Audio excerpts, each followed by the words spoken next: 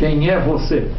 Eu sou Valdir Simões de Assis Filho, sou filho de mineiros que se radicaram no Paraná. Meus pais chegaram aqui no início dos anos 50 e viveram um período no norte do Paraná. Eu nasci em Avaré, estado de São Paulo, pois nessa ocasião dos nascimentos, a minha mãe corria para a casa de sua mãe, onde tinha mais recursos do que no norte do Paraná, dos meados dos anos 50. E viemos viver em Curitiba a partir de 1961. Meu pai fez carreira dentro do Ministério da Fazenda, era advogado, economista e acabou vindo para Curitiba para se integrar ao Ministério da Fazenda do Paraná. E no final disso tudo a gente veio, meus irmãos pequenos, todos nós, somos 3 filhos, e fomos estudar, eu e meu irmão, no Colégio Santa Maria. A minha irmã foi para o Colégio Cajuru. E eu estudei a minha vida toda no Colégio Santa Maria e saí para fazer um vestibular. Me formei em arquitetura pela Universidade Federal do Paraná e a minha infância foi muito agradável. Vivia indo à casa dos meus avós em Avaré, estado de São Paulo.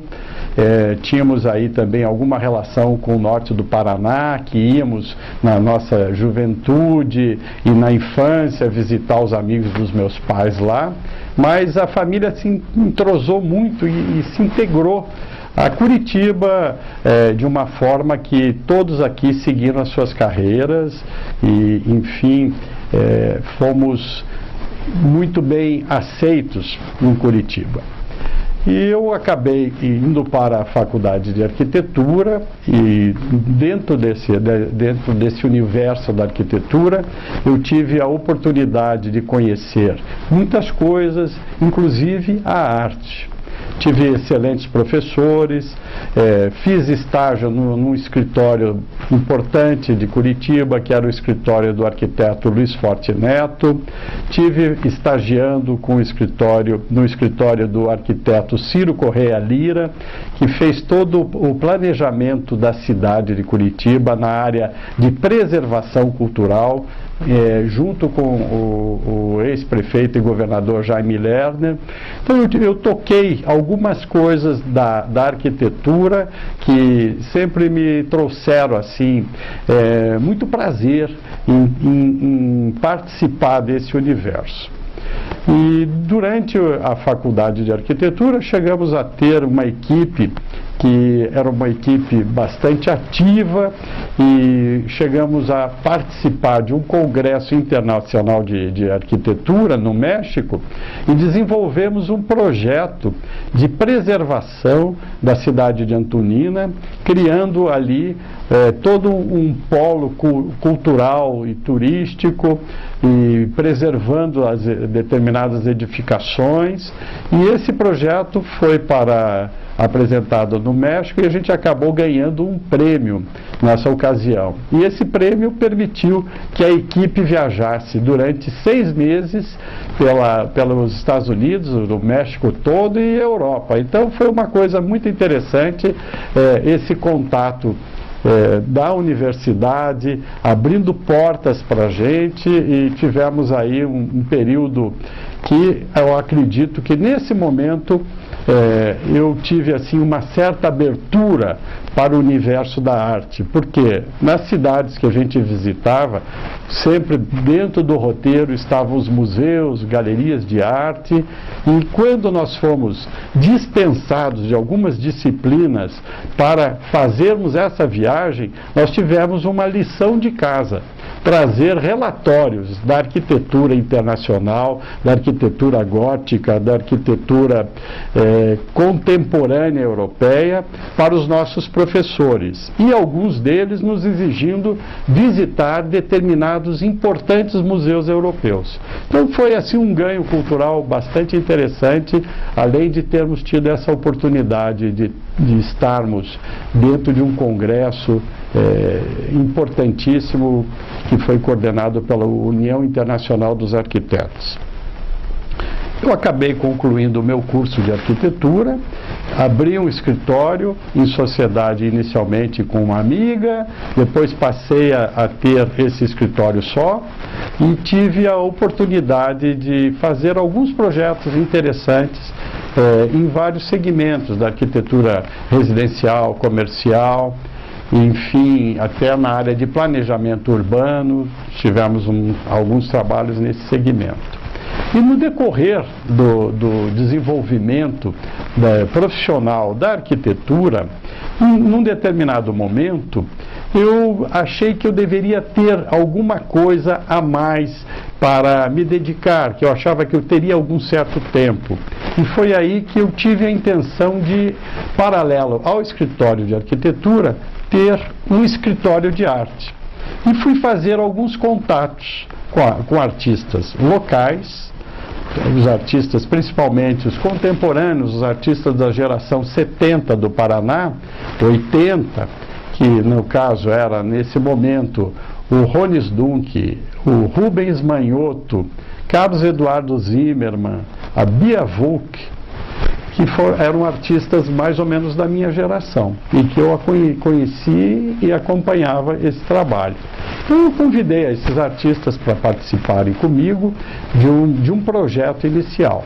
Mas nesse meio tempo eu tive alguns contatos que eu queria fazer com alguns artistas nacionais do Rio e de São Paulo.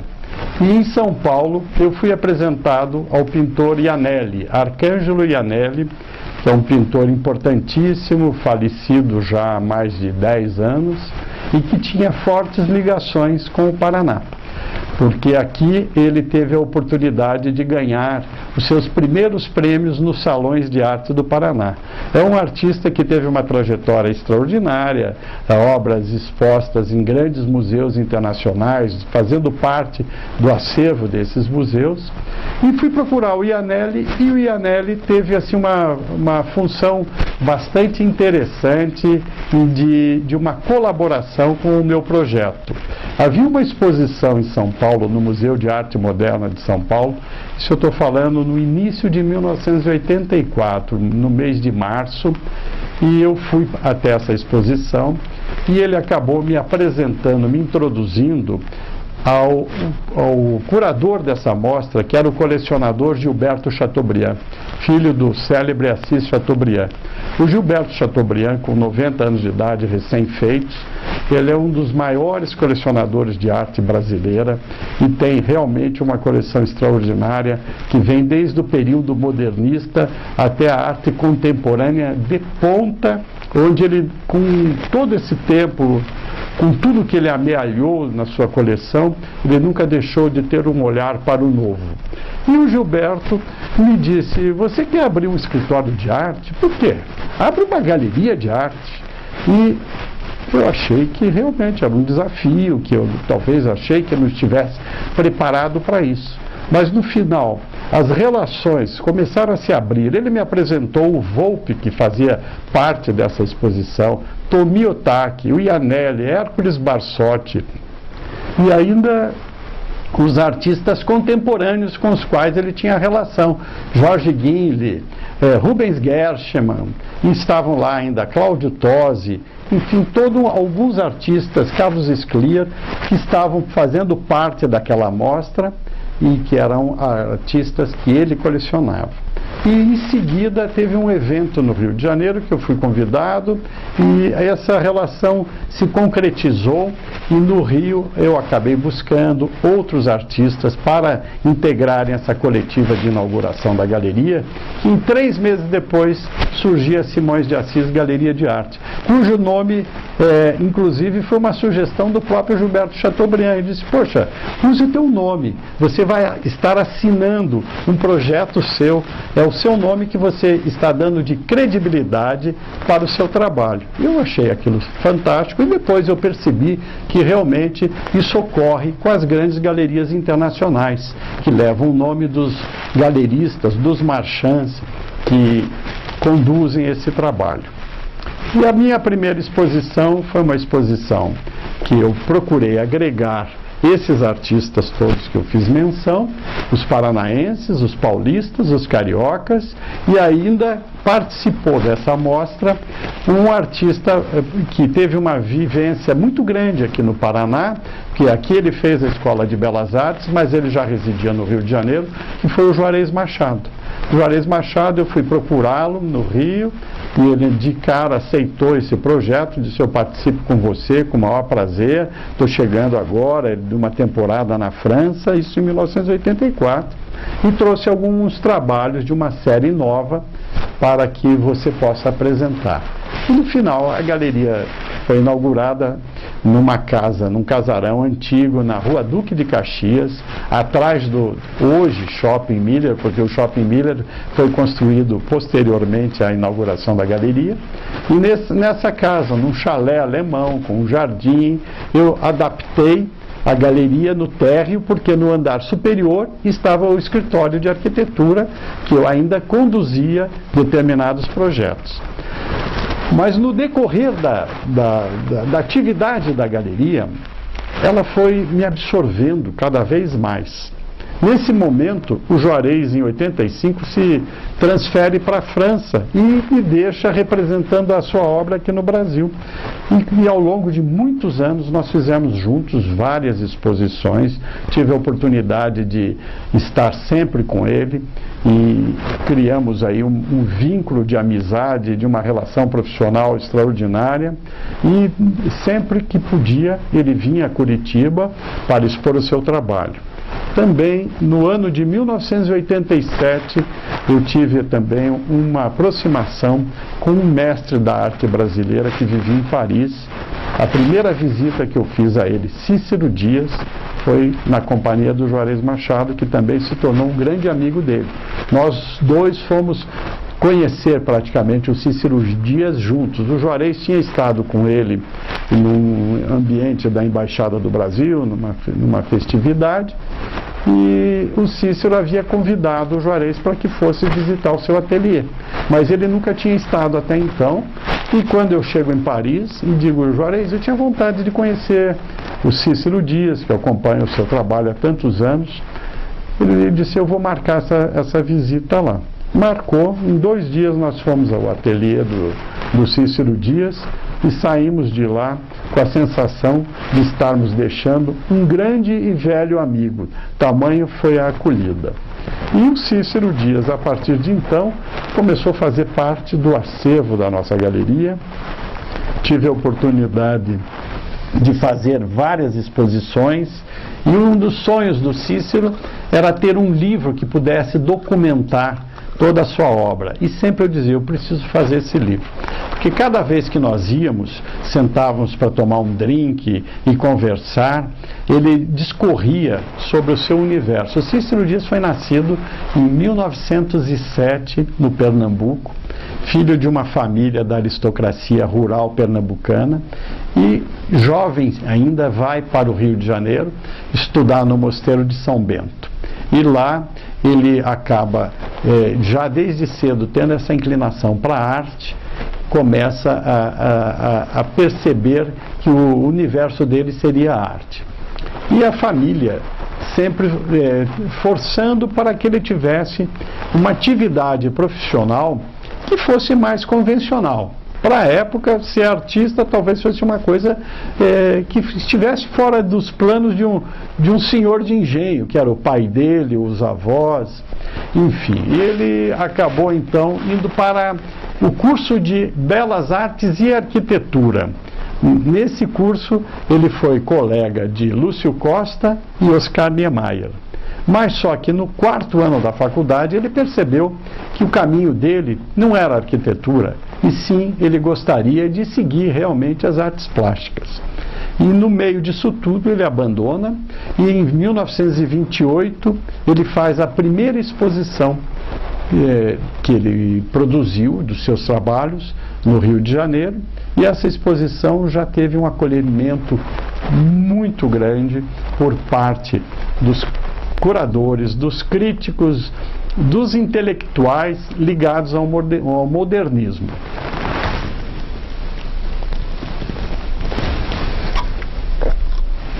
Isso tudo para falar da conversa que a gente tinha, que era tão agradável com o Cícero lá, que ele discorria e falava das suas relações no Brasil com Tarsila do Amaral, com Di Cavalcanti, com Ismael Neri, com Guinhar, Lázaro Segal, Anita Malfatti, que é o grande time da arte moderna brasileira. A arte moderna brasileira é toda a arte produzida na primeira metade do século XX. E, no final, o Cícero resolve deixar o Brasil em 1937 e vai para Paris, de uma certa forma, até estimulado por Di Cavalcanti, que lá estava.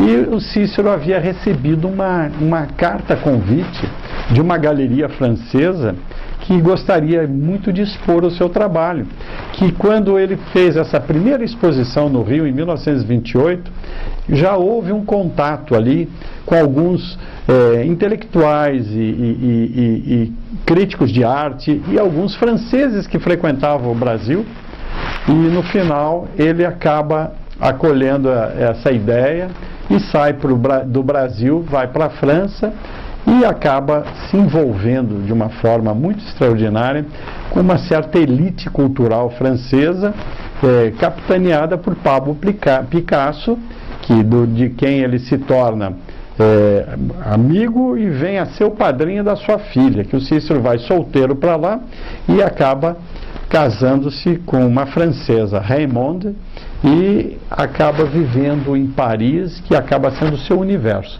Ele sai de Paris para Lisboa no período da guerra, para passar um período lá, até passar a guerra, mas ele não queria mais retornar ao Brasil, ele queria continuar vivendo lá.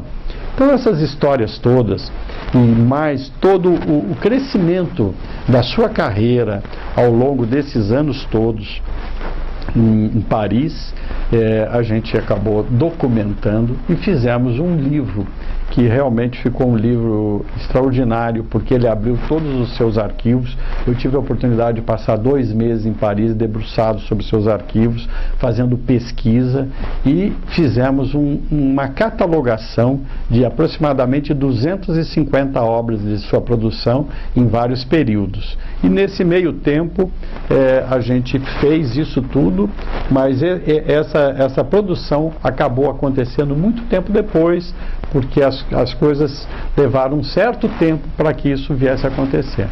Mas cada ida minha a Paris para visitar o Juarez Machado, para visitar o Cícero Dias, o Sérgio Ferro, que também vivia na França, um outro artista que é nascido em Curitiba, que nós também tivemos a oportunidade de fazer inúmeras exposições e representá-lo aqui. O Sérgio tem algumas obras suas importantes no memorial da cidade de Curitiba, como o painel comemorativo aos 500 anos do descobrimento do Brasil, e um segundo painel que está na Capela dos Fundadores, que é no andar superior do Memorial de Curitiba, onde estão os altares da primeira matriz da cidade, os altares barrocos de uma igreja de 1700 e alguma coisa, e lá ele fez um teto pintando a história da civilização paranaense. Debruçou-se sobre essa história e acabou fazendo esse trabalho. Então, essas ligações nossas nos aproximaram muito da França nesses determinados momentos, e infelizmente nem todos duram para sempre. O Cícero Dias faleceu em 2003, mas temos a continuidade do seu trabalho através da sua filha, que coordena todo o acervo da família que eu represento aqui no Brasil. Agora, com Juarez Machado também, o início nosso foi bem interessante. Quando ele vai para lá, em 1988, o Juarez Machado é convidado para fazer uma coleção de obras para uma exposição no Centro Georges Pompidou, a meca da arte francesa, e a exposição se chamava Chateau Bordeaux, que eram os castelos produtores de vinho da região de Bordeaux. 10 artistas foram selecionados e cada um teve uma missão. E o Juarez teria que pintar as paisagens dos castelos, as caves, enfim, cenas de interior e exterior desses castelos. Em 87, 88, ele expõe no Pompidou, essa série, e essa exposição eu acabo trazendo parte dela, que no recreio, como ele dizia, ele pintou algumas coisas a mais. Para o Pompidou foi um conjunto de umas 10 obras, mas ao longo de um ano ele acabou produzindo 30, e as demais obras nós trouxemos. E ele disse assim, olha, só você tem um desafio. Eu quero mostrar em Curitiba, porque lá eu fiz a Escola de Belas Artes, lá eu tenho grandes amigos, tenho os amigos pintores dele que o acompanham pela vida toda, que é o Calderari, o João Osório, e quero mostrar em Curitiba, mas quero mostrar em outros lugares também. Aí eu fiz um roteiro dessa exposição, apresentei no Rio, São Paulo, Curitiba e Santa Catarina, Joinville e Florianópolis.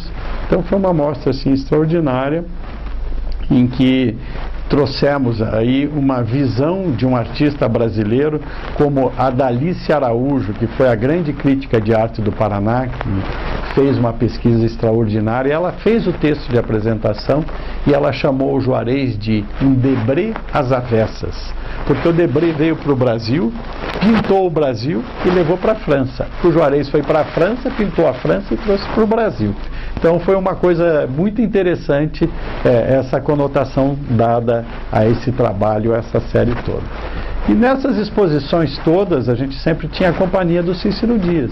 Cícero admirava muito o Juarez Machado, achava ele extremamente criativo, um pintor excelente, um artista que não tinha preconceitos nenhum com nada. Ele fazia escultura, ele fez desenho de humor, fez mímica na Rede Globo nos anos 70, e fez figurino para teatro.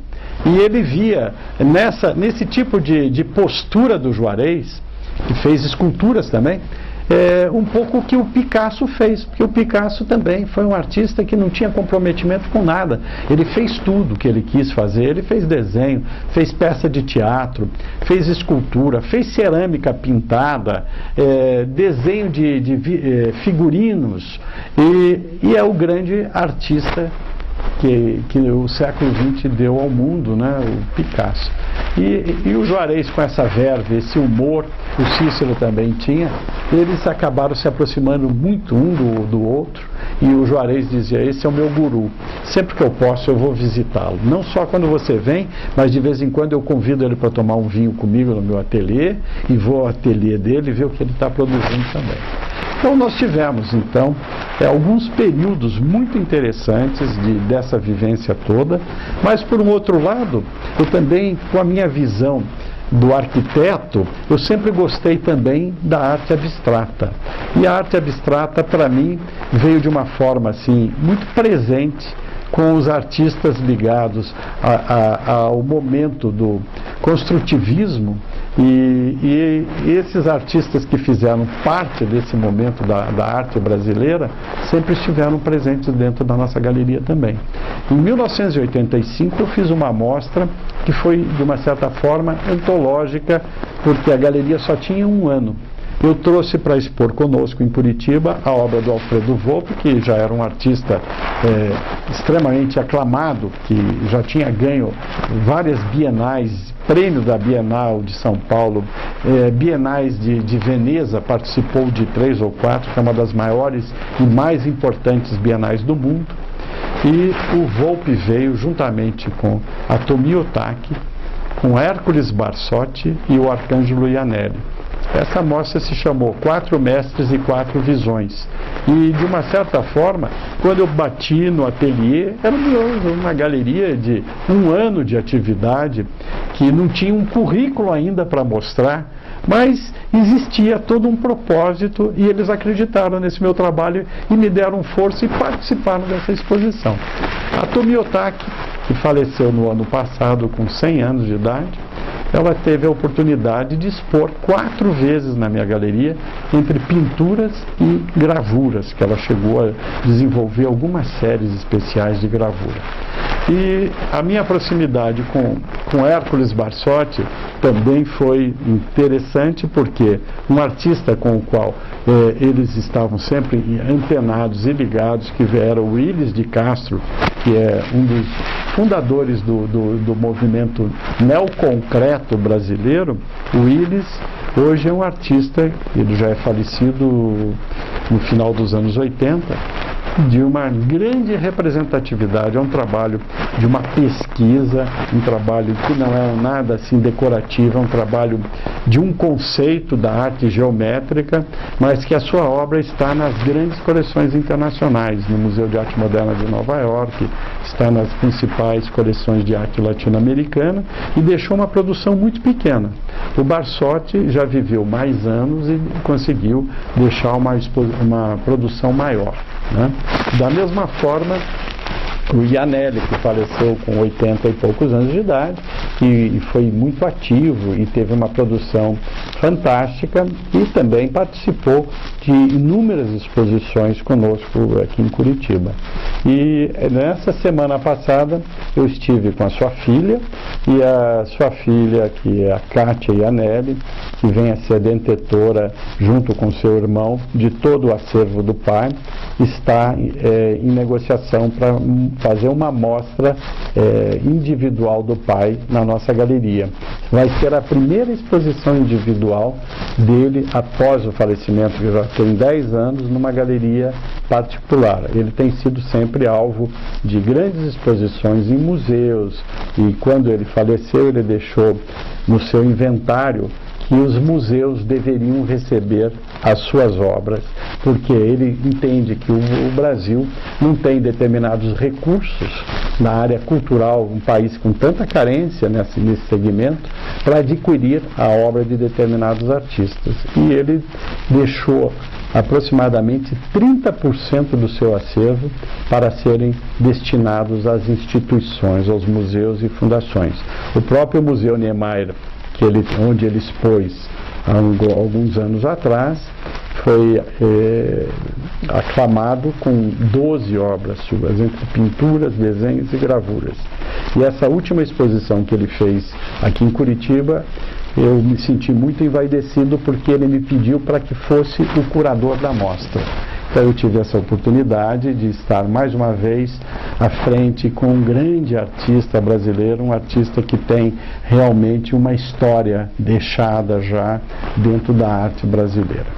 E assim a galeria foi desenvolvendo seus trabalhos, outros artistas foram introduzidos, artistas ligados à arte contemporânea, como o artista Ascânio MMM, que é um artista ligado ao movimento neoconcreto, pós-neoconcreto, que passa a se destacar a partir dos anos 60, 70. Tivemos a introdução, há anos atrás, já de Gonçalo Ivo, que é um dos grandes artistas, um dos maiores coloristas contemporâneos brasileiros, que vive entre Paris, Madrid e Rio de Janeiro, e tem um mercado também internacional. É um artista representado pela nossa galeria no Brasil, e tivemos aí sempre a satisfação de trazer sempre o seu trabalho e introduzir o seu trabalho em Curitiba.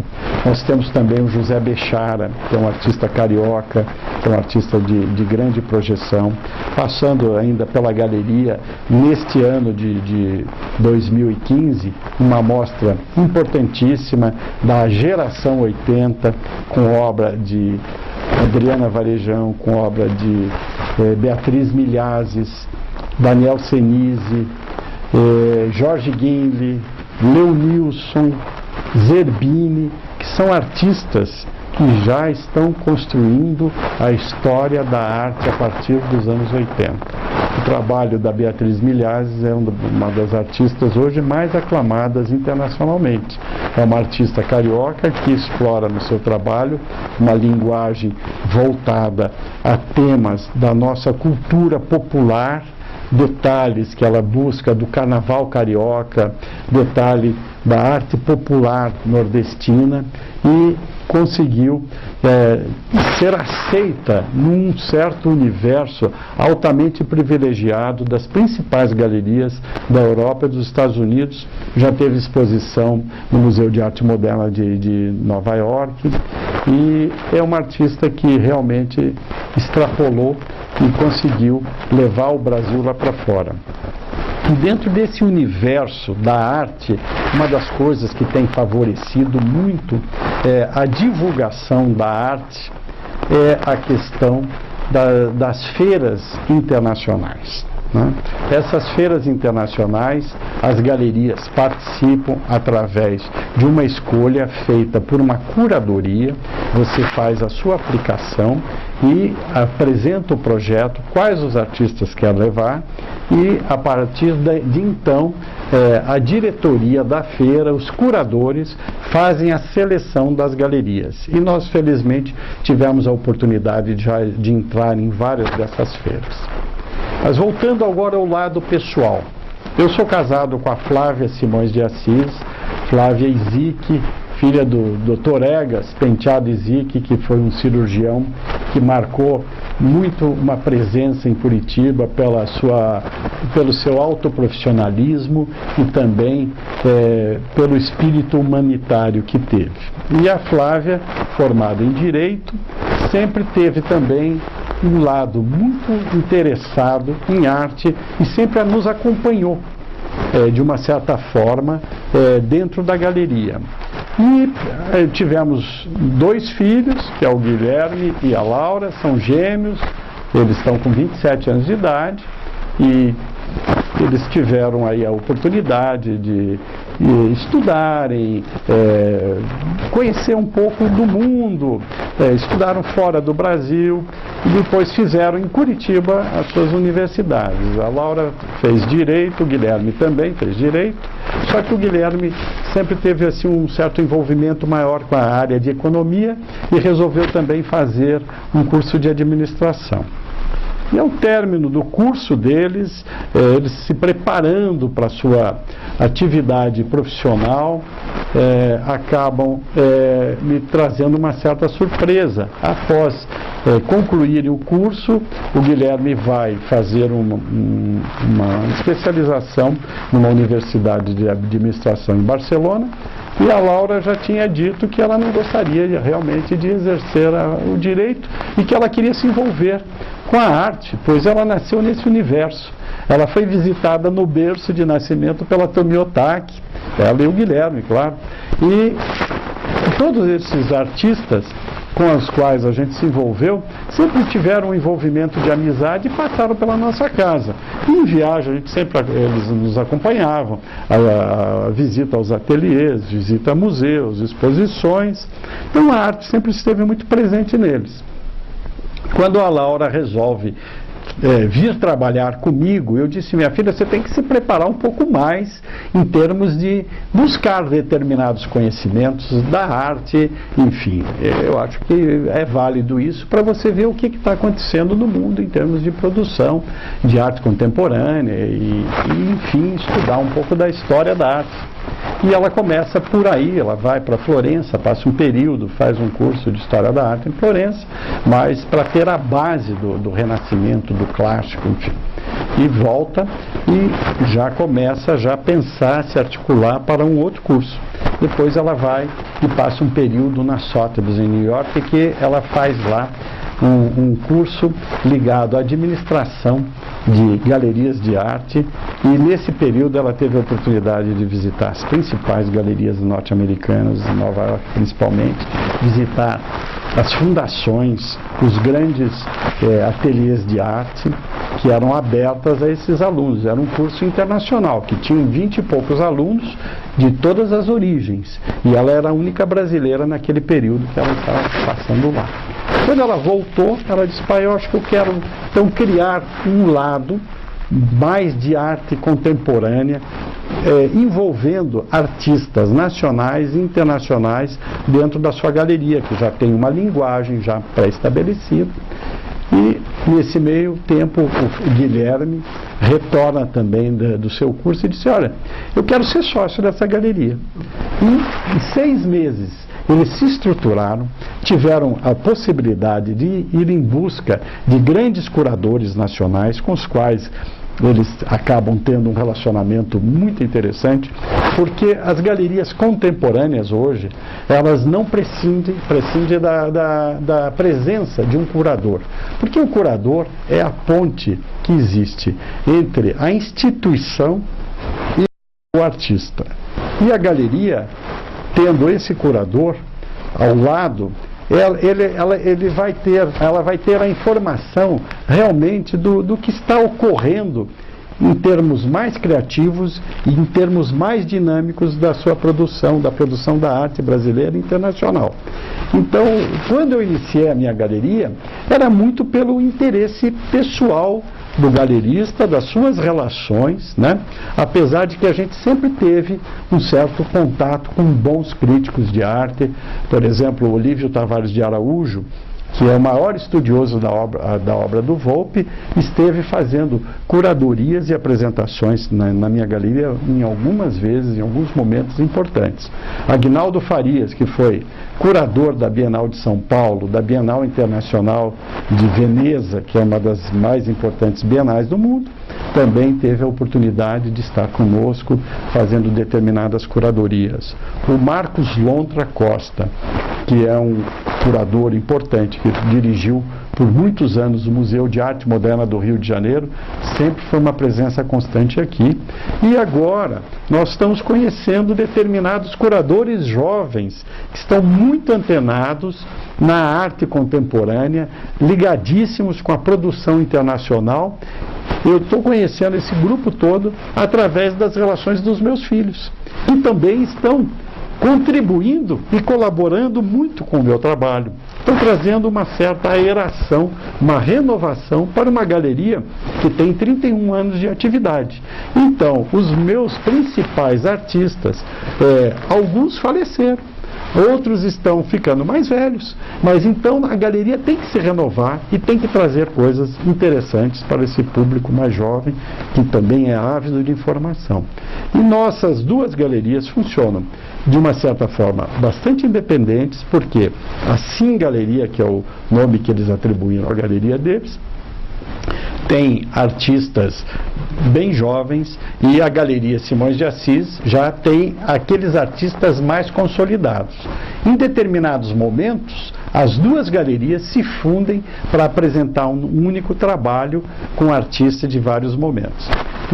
Nessa semana que é agora, dia 19 de novembro de 2015, nós vamos abrir uma exposição muito interessante, que é um paralelo exatamente entre duas gerações, ligadas ao movimento construtivo da arte brasileira.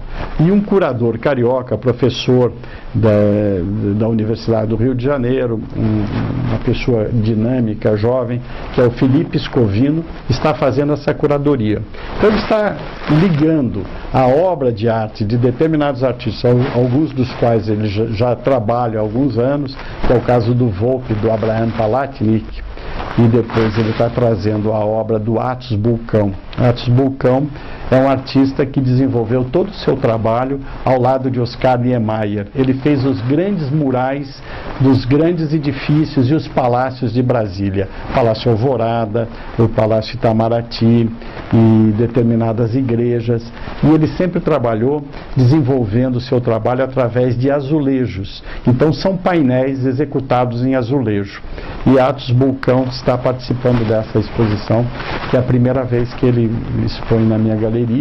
E um outro artista, que também dessa geração mais anterior, que é importantíssimo dentro da arte construtiva brasileira, é Geraldo de Barros. Geraldo de Barros vem pela primeira vez, e ele faz parte do movimento também do neoconcreto, da primeira geração ligada a essa manifestação da arte, da essência geométrica, da essência mais racional, e também esteve representando o Brasil nas bienais internacionais, na Bienal de Veneza, e nós vamos ter uma sala dele.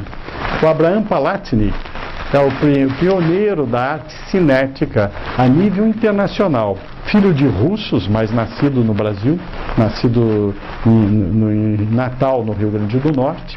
Ele passou a sua infância lá, mas depois a família imigrou para a Palestina, e lá ele concluiu seus estudos de artes e volta para o Brasil em 1948. No ano de 51, quando se institui a primeira Bienal de São Paulo, ele resolve apresentar um trabalho totalmente fora de um contexto onde ele usa elementos mecânicos e criou com luzes, um equipamento que trazia um certo movimento a essas lâmpadas dentro de uma caixa e projetando formas geométricas num backlight. E o que aconteceu? Ele mandou esse trabalho para a Bienal, chegou lá, os curadores brasileiros olharam e falaram: poxa, isso não se encaixa em nada, isso não é um desenho, isso não é uma pintura, isso não é uma escultura. Deixaram de lado. Daí resolve-se chamar alguns críticos internacionais que estavam colaborando com a Bienal e mostraram isso. Olha, tem essa caixa que faz imagens de uma forma totalmente construída através de mecanismos, de motores, etc. e tal. O que vocês acham disso? Deram o prêmio da menção honrosa da Bienal para um artista que aparentemente teria sido excluído dela por um pré-julgamento muito superficial. Então o trabalho dele tem esse desenvolvimento todo voltado a esses mecanismos, e ele cria determinadas composições e criou posteriormente uma pintura onde ele usa elementos geométricos em ripas de madeira com uma movimentação, criando todo um cinetismo com uma vibração muito interessante.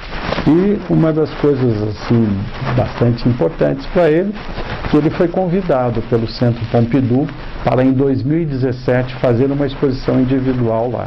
E isso, para um artista, chegar ao Pompidou é chegar a um sonho de uma realização, né? Estar lá ao lado de grandes nomes que fizeram a arte moderna e a arte contemporânea internacional.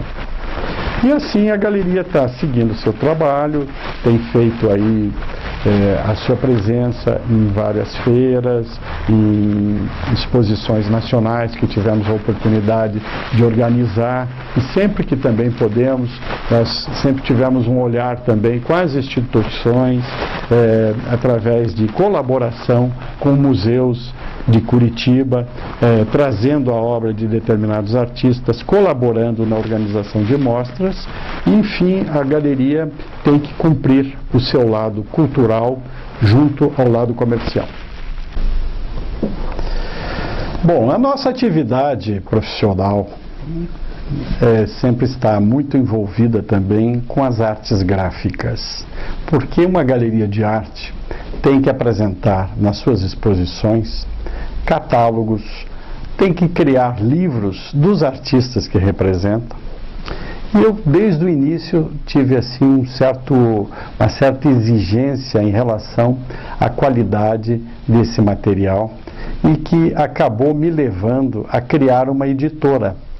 E nós fizemos aí, criamos uma editora, tem uma equipe que trabalha diretamente conosco, que às vezes é necessário ser incorporada, mais gente está envolvida no trabalho, mas enfim, com isto a gente tem conseguido ter um certo nível de excelência nas publicações, porque de uma exposição, às vezes um bom catálogo, com a reprodução de todas as obras, um texto crítico importante, o currículo do artista, isso é uma forma de levar o conhecimento a determinadas pessoas que não estão tão envolvidas com a arte, mas que também têm interesse em aprender e interesse em colecionar esses catálogos. E então nós desenvolvemos um padrão único e fazemos um catálogo no mesmo formato, e a cada exposição a gente publica um catálogo com essa situação toda, mostrando em cores todas as obras expostas, trazendo um currículo do artista, com esse texto de apresentação, que é um registro da história do artista. E tive também a oportunidade de fazer inúmeras publicações em livros de arte, enfocando a obra desses artistas que representamos. Então, é uma forma que a gente também, com o mesmo cuidado que esse projeto tem de resgatar e guardar os valores culturais da sociedade paranaense, eu procuro também fazer uma documentação da obra dos meus artistas. E isso também transcende não só esse catálogo, mas também nós temos um arquivo com todas as obras que passaram pela galeria, para onde elas foram, e é uma forma que também é uma colaboração aos artistas quando quiserem fazer o catalogue raisonné, que isso um dia acaba sendo feito para os grandes artistas, a documentação de toda a sua obra, porque isso é muito importante, porque nesse universo do mercado de arte existe uma seriedade absoluta no sentido de determinadas galerias que passam ao cliente uma documentação de origem, a documentação com o atestado de procedência e o atestado de autenticidade da obra. Isso é uma forma de proteger a obra de um artista de falsificações. E as falsificações estão no mundo todo. Mas a partir de um momento em que existe uma instituição e uma galeria que cuida da obra desse artista, de uma certa forma, as grandes galerias e os colecionadores, antes de comprarem uma obra que eventualmente possa estar sendo posta num leilão, oferecida por um particular, acabam se voltando à galeria, ao instituto, para consultar se aquela obra é realmente autêntica ou não. E dentro desse formato, eu participo de um instituto que é o Comitê Cícero Dias, que o Cícero faleceu, como foi dito já há 12 anos atrás. Está sendo feito a catalogação total da obra do artista, e ninguém compra mais uma obra de um artista importante que acarreta e agrega determinados valores sem ter uma documentação, sem ter uma certificação. O Juarez Machado acabou de criar em Joinville o Instituto Juarez Machado, que também está se encarregando de documentar todas as obras, e quando surge uma obra duvidosa no mercado, isso é encaminhado imediatamente a ele, e ele já atesta ou nega a autoria. Então isso é uma forma de preservar o mercado e dar total segurança a quem compra uma obra. E as galerias importantes, as galerias que têm uma seriedade, um compromisso em vender o que é realmente de melhor, elas têm sempre na sua base de dados a documentação e passam com credenciais o registro de propriedade, transferência de propriedade e a documentação de autenticidade das obras. Então, existe uma conjunção de coisas dentro de uma galeria de arte, que não é simplesmente um estabelecimento comercial que se coloca um quadro na parede e se vende. Não é isso. A galeria tem uma função cultural muito grande, a ponto de divulgar a obra do artista, e eu acho que a editora que criamos, e com a produção de catálogos e livros dos artistas representados, a gente cria uma ponte maior de divulgação e de conhecimento dessas obras.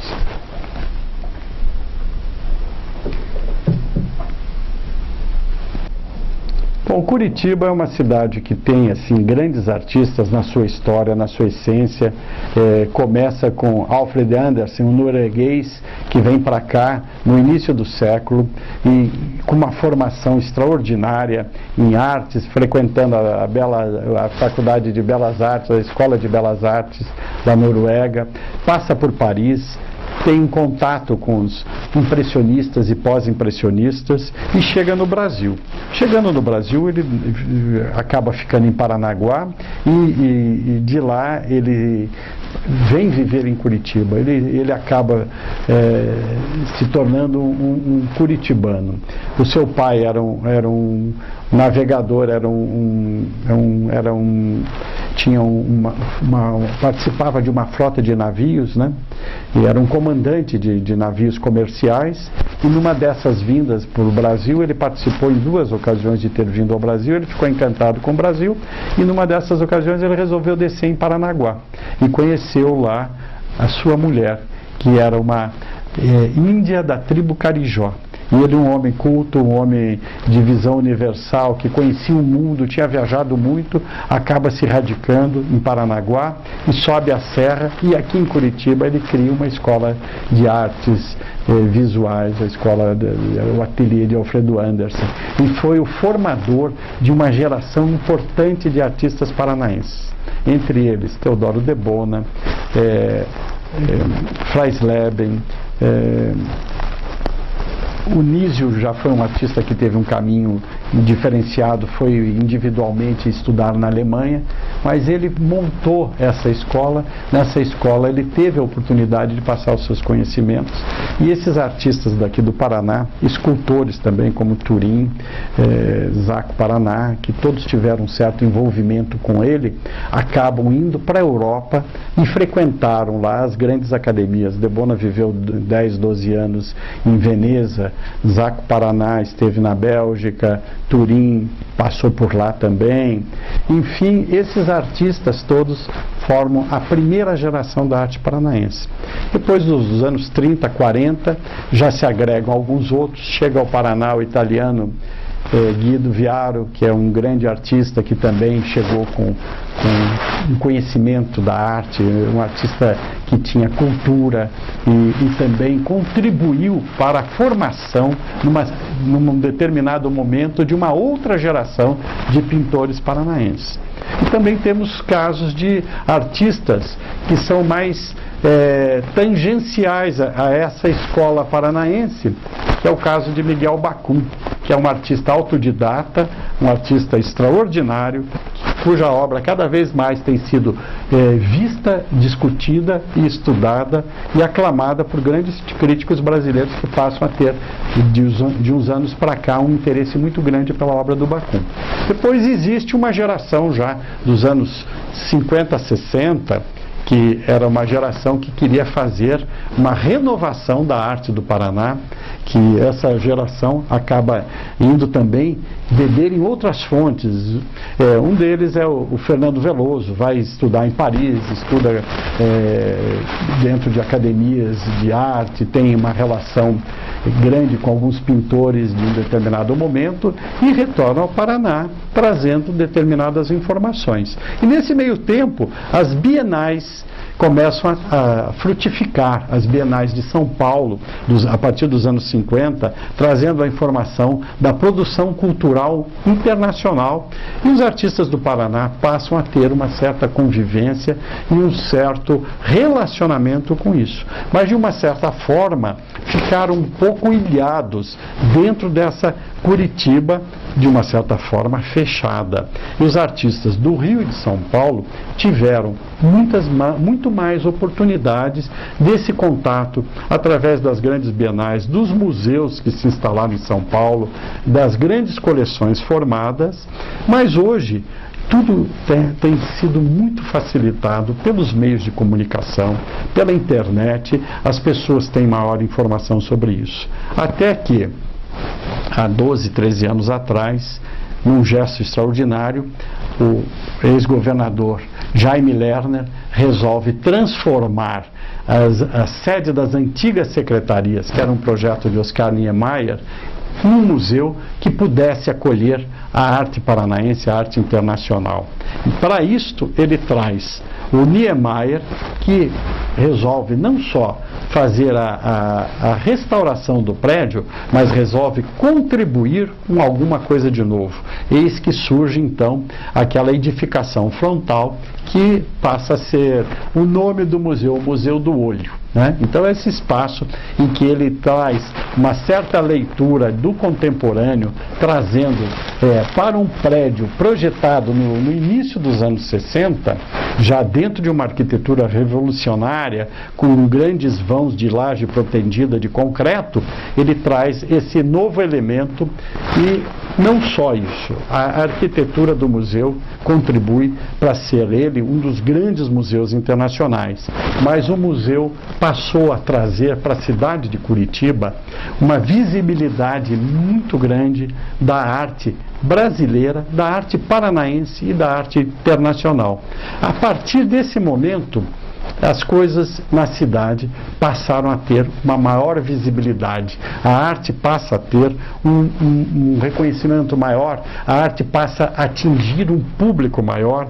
É um museu que é aberto a todos os níveis da sociedade, as escolas frequentam, as pessoas têm um dia que podem visitar o museu graciosamente, e lá os grandes artistas, sempre que vêm, acabam se deslumbrando deslumbrando com a altíssima qualidade e os serviços prestados pelo Museu Oscar Niemeyer. E esse museu, então, é uma coisa que se introduziu, que agregou valores para a arte paranaense e colocando a arte paranaense em foco. Eu acho que a partir da criação do Museu Niemeyer, as coisas passaram a ter uma maior visibilidade. A gente não pode esquecer também de uma coisa anterior, que foi o Salão Paranaense. O Salão Paranaense, que foi criado muito lá atrás, acho que já nos anos 40, ele surge, trouxe para cá a participação de grandes artistas, jovens artistas de todos os quadrantes do Brasil. E quase todos passaram por aqui. Como eu comentei, Tomi Otaki, Manabu Mabi, Arcângelo Ianelli, Abraham Palatinic, todos esses artistas passaram pelo Salão Paranaense.